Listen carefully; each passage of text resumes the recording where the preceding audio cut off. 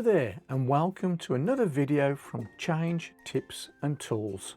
And yes, it's me, Phil, the Brummie that hails from Birmingham, England.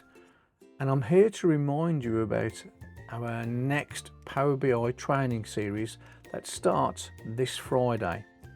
So if you haven't already, please click that like, subscribe and smash that notifications button so you don't miss out on this step-by-step guide, which is our series 2 in Power BI, where we will raise the complexity by learning some tips and tricks plus more advanced skills in Power BI.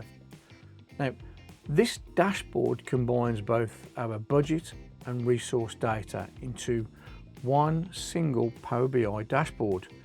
You will learn some new skills such as DAX, and also I will show you how to reuse existing Excel data models, plus some shortcuts on how to make your visuals more appealing to your users redesign.